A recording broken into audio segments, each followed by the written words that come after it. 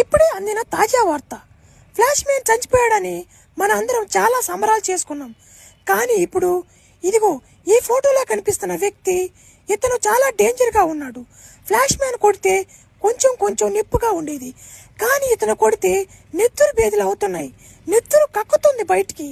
ఇతన్ని ఎక్కడైనా చూస్తే మీరు ఇతని దగ్గరికి పోకండి. దేనికైనా మంచిది నేను తొందరగా ఇంటికి వెళ్ళడం మంచిది.